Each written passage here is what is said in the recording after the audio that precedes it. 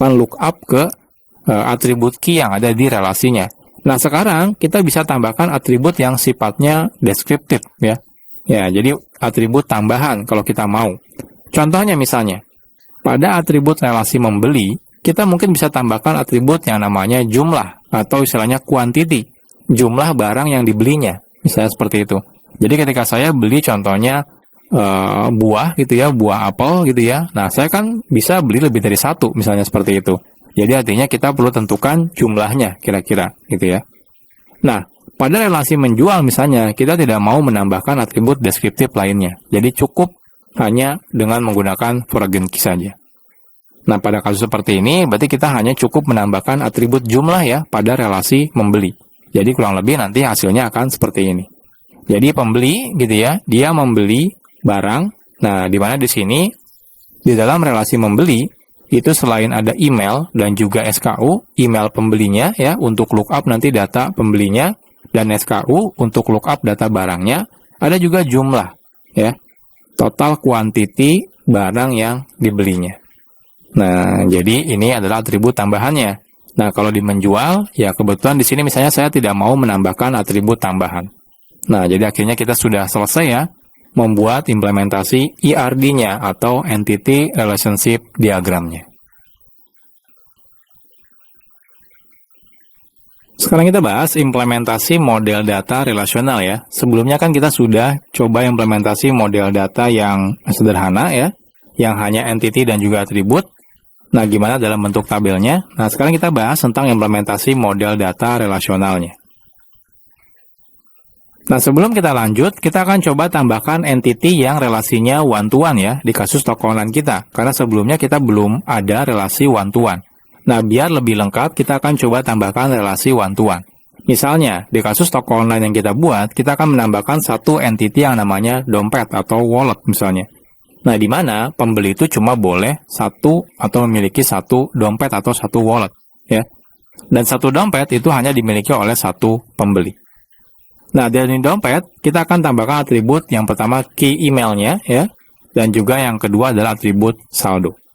Nah, nanti kurang lebih relasinya ya, jadi nanti pembeli itu memiliki dompet. Nah, kurang lebih akan seperti ini. Jadi dari pembeli, entity pembeli ya, dia seperti biasa ada email, nama, dan alamat, itu memiliki dompet ya. Di dompet ini ada email dan juga ada saldo. Dan ini relasinya adalah 1:1. Nah, di dalam relasi memiliki ini, kita akan tambahkan email pembelinya ya, dan juga email dompetnya. Nah, jadi ini relasinya adalah 1:1. Nah, sekarang pertanyaannya adalah bagaimana implementasi relasi 1:1 ini gitu ya, kalau dibentuk dalam bentuk tabel. Kita sudah tahu kalau pembeli dalam bentuk tabel ya, berarti ada tabel pembeli. Dompet juga dalam bentuk tabel adalah ada dompet, ada tabel dompet gitu ya. Nah, sekarang pertanyaannya, relasi ini lempar secara oke, bayar oke di tempat, tidak bayar kalau telat. itu bentuknya apa kalau kita nanti implementasikan dalam bentuk tabel. Oke, kita akan bahas. Pada kasus implementasi relasi one-to-one atau 1:1 gitu ya, terdapat dua cara sebenarnya. Nah, pada kasus setiap entity dipastikan menggunakan atribut key dengan nilai yang sama ya, maka kita bisa gunakan atribut key di tiap entity sebagai acuan untuk saling berelasinya. Contoh misalnya, oke, kalau di pembeli itu emailnya adalah A, maka di dompet emailnya harus A juga. Nah, kalau kasus seperti itu, berarti kita tidak perlu membuat apa-apa lagi gitu ya. Cukup nanti kalau kita mau lihat data dompetnya, cukup nanti kita lihat dari pembeli misalnya, kalau emailnya A, ya udah kita cari di tabel dompet dengan email A juga. Nah, itu artinya relasinya adalah digabungkan ya, menggunakan primary key atau misalnya atribut key yang sama. Nah, tapi misalnya pada kasus di tiap entity bisa memiliki atribut key yang berbeda, maka kita perlu membuat atribut yang namanya foreign key di salah satu entity yang lebih lemah biasanya. Lebih lemah itu artinya dia tidak bisa ada kalau entity kuatnya itu belum ada. Pada kasus ini misalnya entity dompet. Entity dompet itu lebih lemah daripada entity pembeli, ya. Karena dompet tidak bisa tiba-tiba ada gitu ya. Jadi dompet itu harus ada pembelinya dulu, baru ada dompetnya. Nah, kalau kasusnya misalnya ada entity dompet yang lebih lemah, artinya nanti kita akan tambahkan satu atribut tambahan di dalam entity dompet, itu namanya adalah email pembelinya. Ya. Nah, biasanya kalau misalnya relasi one-to-one, itu atribut foreign key-nya itu harus unik atau tidak boleh ada data yang sama. Oke, kita akan lihat contoh implementasinya. Jadi kalau implementasinya yang pertama adalah atribut key-nya selalu nilainya sama gitu ya, maka di sini implementasinya cukup 2 tabel. Jadi pembeli itu tabel pembeli, ada email, nama, dan alamat. Kalau untuk dompet itu ada tabel dompet, isinya adalah email dan saldonya. Nah, pada kasus ini email ya antara pembeli dan juga dompet itu wajib. Kasus ini untuk pembeli, implementasinya yang pertama, kita akan lihat contoh implementasinya. Jadi kalau implementasinya yang pertama adalah atribut key-nya selalu nilainya sama gitu ya, maka di sini implementasinya cukup 2 tabel. Jadi pembeli itu tabel pembeli, ada email, nama, dan alamat. Kalau untuk dompet itu ada tabel dompet, isinya adalah email dan saldonya.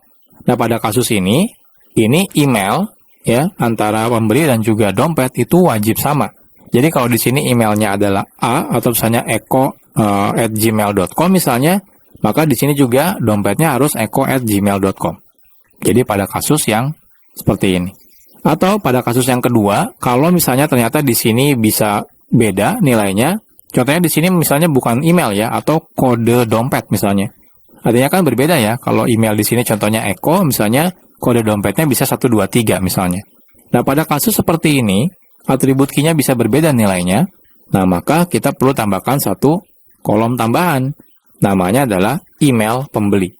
Jadi email pembeli yang ada di relasi memiliki ini kita simpan ke dalam tabel dompet.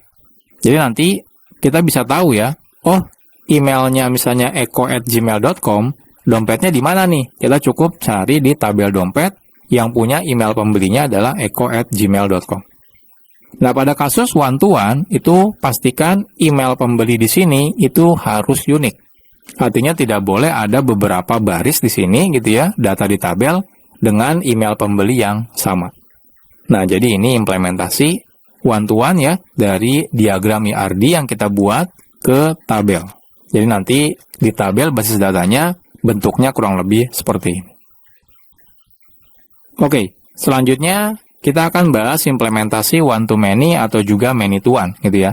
Pada kasus relasi one-to-many ya, atau kebalikannya, implementasinya tergantung nanti relasinya. Nah, jikalau pada kasus relasinya terdapat atribut deskriptif gitu ya, maka diperlukan tabel baru ya, sebagai implementasi dari relationship-nya. Nah, tapi pada kasus relasinya tidak memiliki atribut deskriptif, maka tidak perlu tabel baru. Kita hanya butuh menambahkan atribut foreign key di entity yang sifatnya adalah many. Nah, pada kasus kita, gitu ya, implementasi dari penjual dan juga barang, itu kan one-to-many dan juga many-to-one, gitu ya. Nah, kasusnya di sini di relasinya tidak ada atribut tambahan ya, artinya hanya di sana adalah atribut foreign key aja. Jadi pada kasus seperti ini, kita tidak perlu menambahkan tabel untuk relasinya. Jadi cukup buat 2 tabel di entity-nya, tapi di salah satu entity yang sifatnya many, itu kita perlu tambahkan satu foreign key dari relasi entitas yang sebelahnya. Jadi kurang lebih bakal seperti ini. Jadi di barang itu kan dia N ya, banyak ya. Nah, ini 1 ya, jadi penjual menjual barang. Nah, ini adalah N ya. Nah, sedangkan ini 1.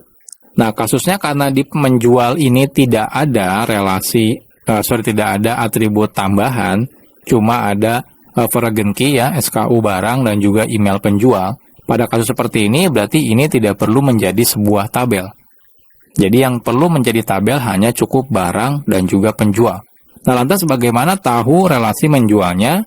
Nah, kita akan implementasikan ya dengan menambahkan kolom email penjual di barangnya. Jadi tabel penjualnya cuma ada email dan juga nama misalnya. Tabel barangnya itu di sini ada tambahan 1 kolom baru, namanya adalah email penjual.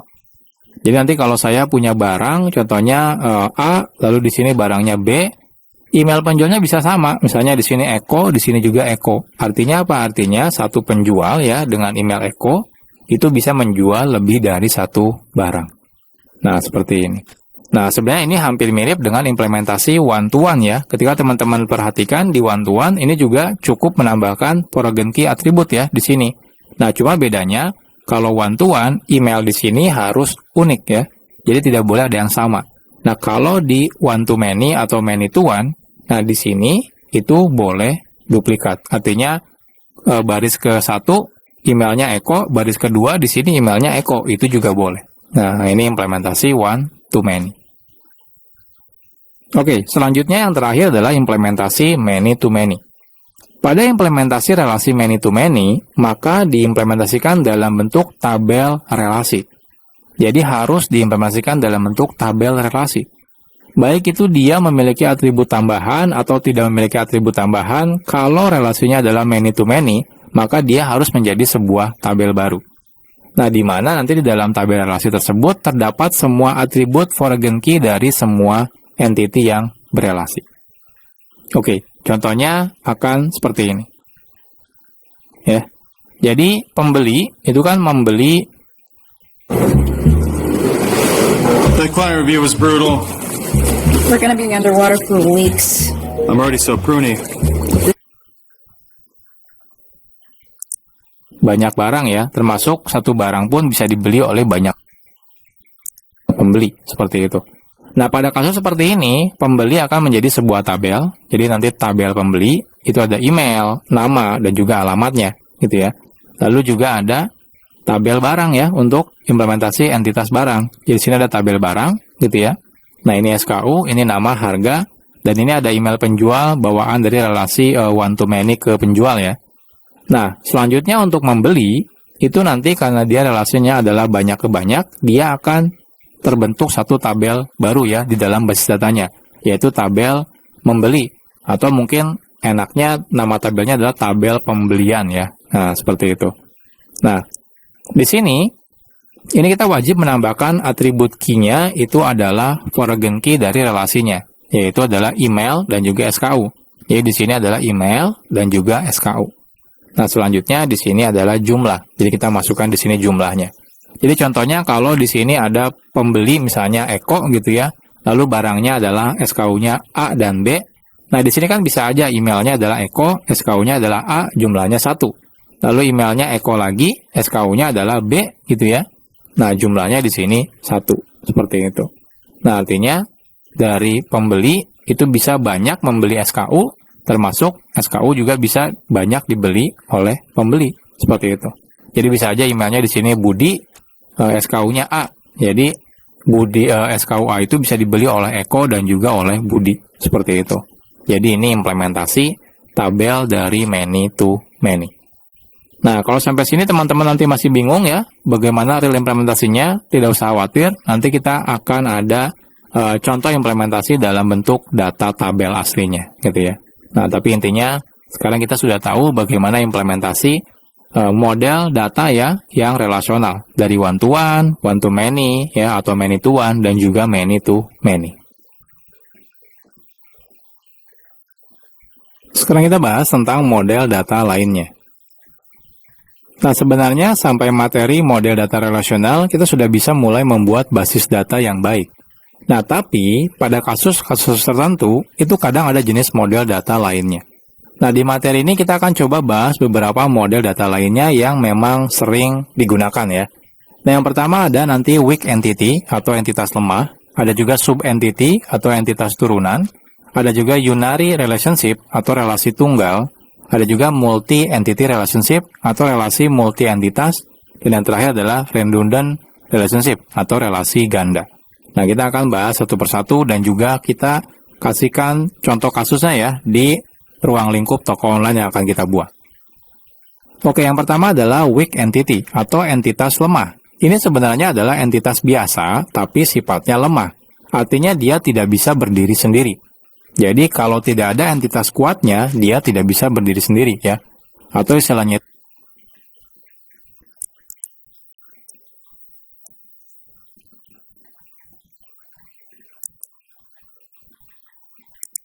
Oke, yang pertama adalah weak entity atau entitas lemah. Kita buat. Kita kasihkan contoh kasusnya ya di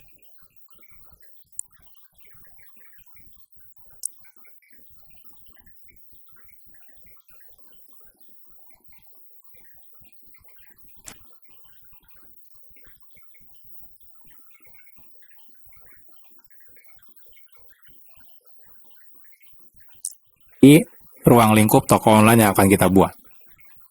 Oke, yang pertama adalah weak entity atau entitas lemah. Ini sebenarnya adalah entitas biasa, tapi sifatnya lemah. Artinya dia tidak bisa berdiri sendiri. Jadi kalau tidak ada entitas kuatnya, dia tidak bisa berdiri sendiri ya. Atau istilahnya itu kalau tidak ada data di entitas kuatnya, maka entitas lemah ini tidak bisa memiliki data. Nah, weak entity biasanya berelasi dengan entity utama atau entity kuatnya. Nah, contoh misalnya pada kasus sebelumnya, dompet bisa dibilang adalah weak entity atau entitas lemah. Kenapa? Karena tidak bisa berdiri sendiri tanpa adanya pembeli. Jadi tanpa adanya pembeli, dompet tidak akan ada. Seperti itu. Atau kita bisa pisahkan, misalnya gitu ya. Kita mau pisahkan alamat sebagai entitas baru. Nah, kita bisa juga buat alamat sebagai entitas lemah. Artinya, ya, entitas lemah ini atau entitas alamat ini cuma bisa ada kalau misalnya ada data pembelinya. Oke, kurang lebih nanti akan seperti ini misalnya ya.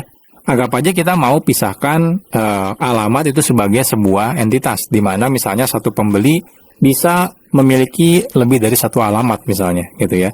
Jadi ada alamat rumah misalnya, alamat kantor, dan lain-lain. Nah, pada kasus misalnya kotaknya 2 kali ya, seperti ini biasanya, gitu ya.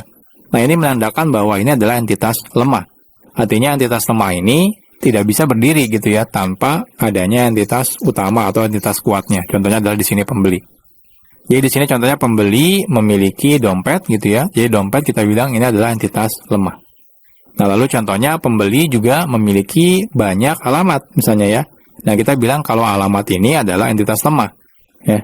Nah, di alamat misalnya ada kode alamatnya, ada jalannya di mana, ada kotanya di mana, ada provinsinya di mana. Atau kalau mau tambahkan informasi yang lain seperti negara atau kode pos, silakan gitu ya. Nah, seperti biasa di dalam relasi di sini, ini kita sebutkan foreign key dari kedua belah pihak ya, dua entitinya. Di sini email pembeli dan di sini adalah kode alamat. Ini adalah email dompet dan ini adalah email pembelinya.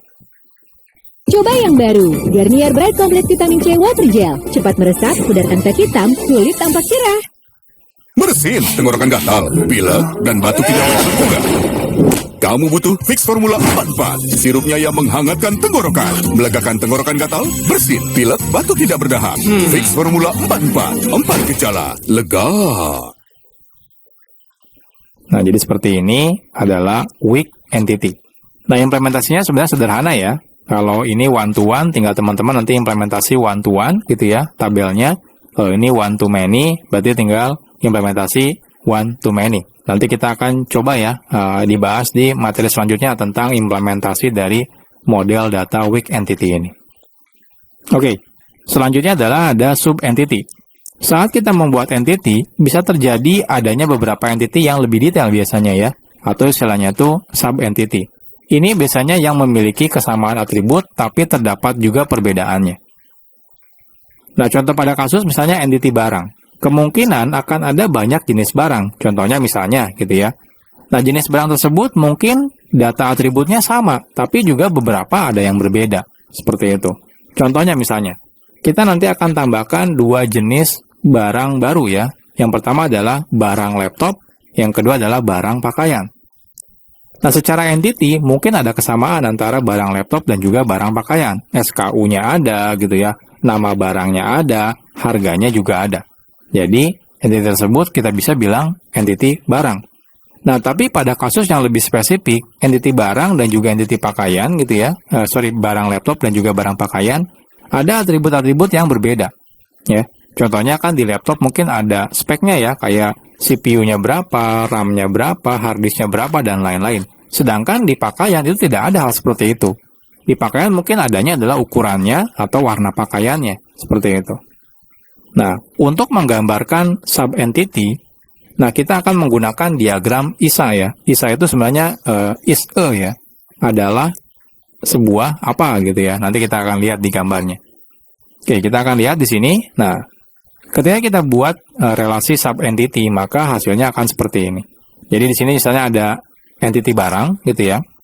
Nah, di sini ada SKU, nama, dan juga harga. Jadi semua atribut yang sama di semua jenis sub entity-nya itu kita simpan di entity utama di sini ya, yaitu adalah barang. Lalu kita bikin relasi di sini menggunakan ISA ya. Jadi segitiga terbalik seperti ini. Ya. Jadi bukan lagi relasi seperti biasanya. Jadi di sini adalah ISA ya atau ISE. Nah, barang itu adalah ISE barang laptop misalnya atau juga barang pakaian. Di mana di dalam barang laptop itu mungkin ada atribut tambahan seperti CPU-nya berapa, RAM-nya berapa, dan juga disk-nya berapa. Nah, sedangkan di barang pakaian, nah di sini mungkin ada atribut tambahan seperti ukuran dan juga warna. Nah, jadi sedangkan atribut yang umumnya yang ada di semua entity, entah itu barang laptop atau juga barang pakaian, itu disimpannya di entity barang, yaitu adalah SKU, nama, dan juga harga. Jadi ini adalah sub entity, gitu ya. Atau kalau teman-teman sebelumnya belajar tentang bahasa pemrograman berorientasi objek, ini lebih ke mirip seperti pewarisan, gitu ya. Oke, selanjutnya ada yang namanya unary relationship. Unary relationship itu adalah relasi yang terjadi pada entitas dengan entitas dirinya sendiri. Nah, memang ada ya seperti ini. Ada aja sebenarnya ya. Nah, hal ini sering terjadi sebenarnya. Contohnya misalnya, pada kasus toko online misalnya, kita akan menambahkan fitur yang namanya referral atau member get member atau pelanggan get pelanggan gitu ya. Artinya kan artinya relasinya pelanggan bisa mendapatkan pelanggan lainnya. Artinya kan relasinya ke pelanggan-pelanggan juga. Nah, ini namanya adalah unary relationship ya. Dan kita misalnya akan membolehkan pembeli merekomendasikan pembeli lain dengan mendapatkan bonus berupa saldo tertentu misalnya gitu ya. Artinya di sini intinya adalah kita perlu bikin relasi referral ya atau member get member dengan pembeli dan juga pembeli. Nah, pada kasus seperti ini berarti kita harus membuat unary relationship ya dari pembeli ke pembeli lagi. Jadi relasi dengan entitas yang sama ya itu juga diperbolehkan dalam model data. Oke. Kasusnya jadi bakal seperti ini. Jadi pembeli misalnya dia bisa mereferensikan gitu ya atau mereferalkan gitu ya itu banyak pembeli lainnya. Seperti itu. Jadi di sini ya cukup kita masukkan email contohnya ya. Nah, di sini nama dan juga email seperti yang sebelumnya. Nah, jadi ini adalah relasinya contohnya one to many misalnya. Jadi satu pembeli bisa mereferensikan gitu ya, itu lebih dari satu pembeli lainnya. Selanjutnya, ada multi-entity relationship. Relasi multi-entitas ya, merupakan relasi yang terjadi terhadap lebih dari dua entitas. Sebelumnya kita cuma bahas dua entitas relasinya. Bisa aja pada kasus ternyata ada 3 atau bahkan lebih entitas ya yang terhubung di dalam satu relasi yang sama. Itu namanya adalah multi-entity relationship. Nah, pada kasus sebelumnya contohnya, pembeli memiliki relasi membeli barang misalnya ya. Dan ini artinya relasinya antara pembeli dan juga barang yaitu membeli. Nah, misalnya kita akan tambahkan relasi atau entity bank ya. Jadi entity bank kita tambahkan ya dengan relasi pembeli membeli barang menggunakan bank apa misalnya gitu ya. Jadi pembayarannya menggunakan bank apa. Nah, pada kasus seperti ini berarti membeli itu berelasi antara pembeli, barang, dan juga bank yang dipilih untuk pembayarannya. Protect and Calm pakai Wardah Acne Calm Sunscreen, melindungi dan meredakan jerawat dalam 7 hari.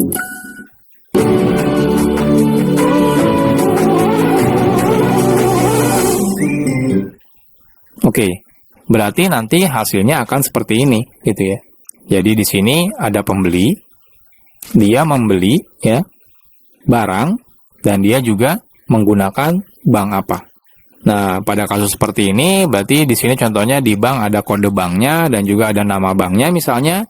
Berarti di relasi membeli itu 3 foreign key-nya itu harus kita sebutkan. Di sini email pembelinya, SKU barangnya dan juga kode banknya. Lalu kalau ada atribut tambahan seperti sebelumnya ini adalah jumlah barang yang dibelinya. Nah, jadi seperti ini Ini contoh multi-entity relationship.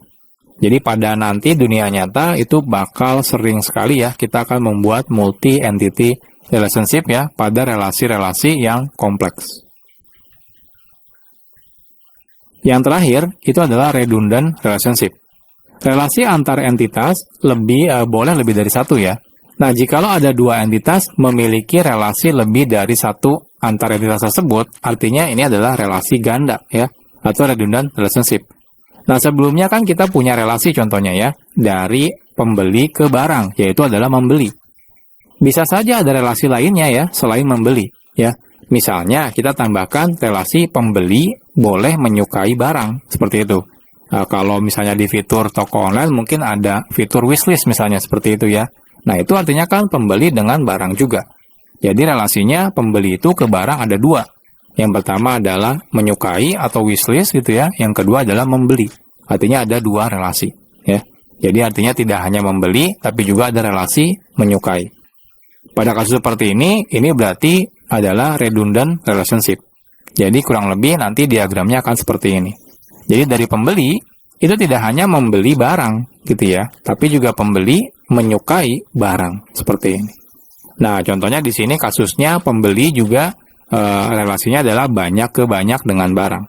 Jadi satu pembeli bisa menyukai banyak barang, satu barang juga bisa disukai oleh banyak pembeli. Jadi ini relasinya banyak ke banyak. Jadi sekarang kita bisa lihat ini adalah relasi yang redundant ya, lebih dari satu atau ganda. Jadi pembeli itu punya dua relasi ke barang. Dan di sini contohnya ada email dan SKU. Contohnya di sini tidak ada atribut tambahan seperti di membeli yaitu adalah jumlah. Jadi ini adalah redundant relationship. Nah, sekarang teman-teman sudah tahu ya jenis-jenis model data lainnya ya. Tapi rata-rata sih semuanya berhubungan dengan relationship. Tapi intinya model datanya bentuknya tidak seperti biasanya. Oke, next materi kita akan coba bahas bagaimana implementasi dari model data lainnya seperti ini gitu ya. Ketika kita implementasikan menjadi tabel, itu hasilnya akan seperti apa. Sekarang kita bahas implementasi model data lainnya. Nah, sekarang kita akan coba lihat bagaimana cara implementasi perubahan model data yang sudah kita lakukan di materi